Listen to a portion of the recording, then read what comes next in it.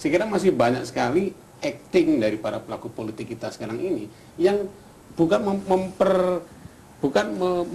memperluhur atau mempertinggi kaidah demokrasi itu, malah mempermainkannya atau mungkin mengkhianatinya atau malah mungkin merusaknya. Ini seperti misalnya katakanlah DPT ini kan diakibatkan oleh adanya satu macam peranata yang tidak siap dari administrasi negara kita. Ini menunjukkan juga ketidaksiapan itu, bahwa infrastruktur yang dibutuhkan oleh penyelenggaraan satu demokrasi untuk negeri seperti ini tidak disiapkan. Tidak siap. Banyak sekali yang masih belum siap peranata-peranatanya. Nah, adanya hal itu memberi peluang terjadinya penyimpangan, salah tafsir, kesalahan dan yang lain-lain, yang akhirnya memberi peluang juga kepada tokoh-tokohnya untuk menyimpangkan makna demokrasi, dipermain-mainkan makna demokrasi itu.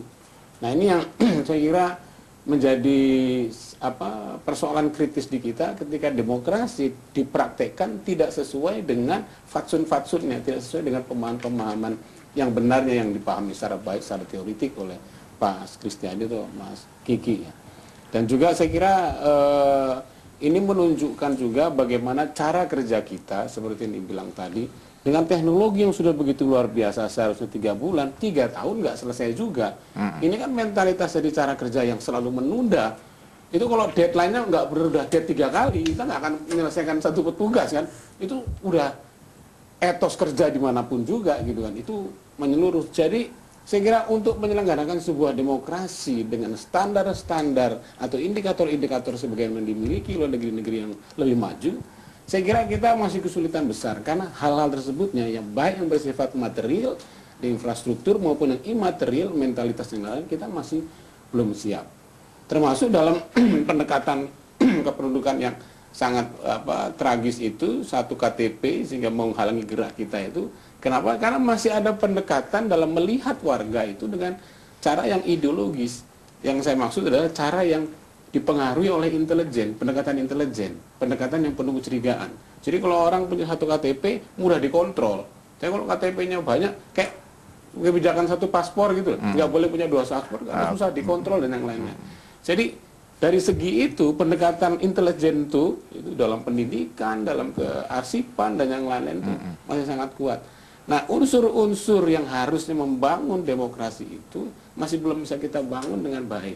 Jadi artinya demokrasi pada tataran ini masih dalam tataran diskursif sebenarnya. Masih dalam tataran wacana aja. Bagus sebagai wacana, tapi begitu dalam elaborasi, apalagi dalam praksisnya, kita benar-benar keteteran. Jadi kalau misalnya kita mau mengklaim bahwa kita adalah negara demokratis terbesar ketiga di dunia, ada yang lain-lain, saya kira itu omong kosong dan bualan yang bisa disimpan dalam dompet aja. Karena orang lain akan ketawa sih. Tapi 2004 itu lebih bagus lah, Mas. Kenapa? Kalau infrastrukturnya belum siap, kenapa kok 2004 gak ada problem teknis beginian gitu loh? Ya itu tadi yang saya jelasin. Jadi dulu 2004 itu yang diminta untuk mendata itu BPS. Oh. Nah, ini zaman Mas Imam nih. Ya, nah kemudian BPS inilah yang meng-hand it over. Ya, diserahkan ke KPU terus kemudian menyerahkan ke Departemen Dalam Negeri untuk mengupdate. Nah, jadi kalau BPS itu mendata langsung sehingga yang memutuskan BPS itu segala macam siapa ini? KPU. Ya, enggak, itu undang-undang. Karena dulu tidak BPS kan KPU punya kewenangan untuk membuat pendataan calon pemilih. Tapi yang dipakai Tapi BPS. kan KPU nggak punya keahlian. Nah, oleh karena itu KPU memutuskan memakai KPU kan memutuskan KPU.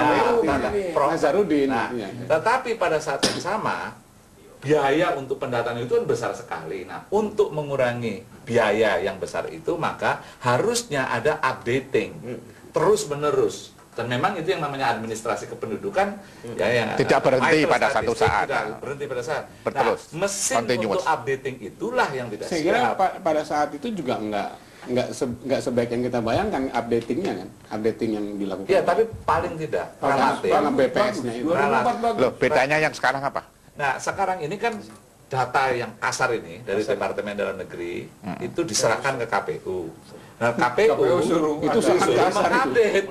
Nah, mengupdate-nya ini oleh orang-orang di bawah yang tadi itu tidak pakai training, tidak well experience ya, lah. tidak ada well pengalaman, sekali. Nah, yang paling kacau biayanya juga terlambat gitu. Jadi ada yang saya jumpai orang, kami bisa data keliling kampung Mas, tapi problemnya masa saya yang harus dikorbankan untuk Ngongkosin. keliling nih gitu. Siapa yang mau ngongkosin gitu loh. Tapi BPS nggak disertakan. Nggak ada, di sini nggak ada. Ini Nggak kan ada. Yang sekarang untuk ini. kali ini Pokoknya tidak. undang-undang mengatakan undang-undang ini bahwa harus ada di dalam daftar itu pemilih. Dan itu bahan itu dari DP4 tadi itu. Daftar pemilih potensial potensial pemilih pemilu. Itu Yang diserahkan. dari Menteri Dalam Negeri. Iya, dalam negeri itu. Yang juga masih kacau balau. Karena ada penggelembungan KTP apa itu, identitas apa itu. Nah, diserahkan KPU tadi itu. Sampai KPU kedodoran. Karena memang terus terang aja ada juga kapasitas, Mas. Greget KPU yang sekarang ini tidak dirasakan. Tidak dirasakan. Dengan segala Kalau macam. ada gregetnya, Ya, betul. kalau ada gregetnya, bukan tidak dirasakan karena emang nggak ngerti. Ya, tapi problemnya. Oke, infrastruktur- Tapi saya kira ya KPU yang dulu pun problematik juga sebenarnya kan. Ini KPU Nah iya enggak lah, sesudah dia lah. Sesudah dia kan problematik juga. Nah, problemnya Yang- adalah ada sebuah infrastruktur yang harusnya kerja, ya, yang seperti NIK ini harusnya kayak di Thailand aja. Iya. misalnya. Thailand itu di perbatasan saya pernah lihat itu. Jadi orang mana ID, seret, keluar itu foto semua. Iya, Dan aku tanya, ini hebat betul ini data seperti ini. Udah berapa lama? Oh, kamu sudah 15 tahun. Itulah. 15 tahun. Alright, itu udah very good. Lakukan kayak gitu lah. Kita ini problemnya diperlambat, Mas. Ini yang kecurigaan saya. Kalau ini disatukan, akan banyak orang kehilangan anggaran. Itu problemnya. Ya, Jadi kalau bayar Yang RT tadi itu ya. bukan, kan ini anggaran untuk Iya iya. untuk Macam-macam. pendataan ini. Lah ya, itu maksudnya kan RT, BPS RW, melakukan, waduh. tapi Kemdagri. Kemdagri Mendagri. melakukan, BKKBN melakukan. Nah, ini harusnya Padahal dalam harusnya efisiensi itu. efisiensi. Harusnya. Tapi kalau itu diefisienkan, Banyak yang kehilangan pekerjaan, banyak yang kehilangan rezeki, pekerjaan. Nah, kehilangan- jadi saya curiga ini semuanya berame-rame menahan jangan kecepatan. Jadi mereka yang kalau bodoh itu masih mending gitu. Tapi dia nggak sebodoh itu. Ini justru wah bahaya ini kalau kecepatan diberesin gitu. Tapi Itu yang saya curiga. Ada dimensi lain sebetulnya. Seperti yang Mas katakan tadi, bahwa sebetulnya perdebatan untuk NIK satu orang satu identitas tunggal itu juga mengerikan. Kalau negara ini kembali ke negara otoritarian, dicari itu.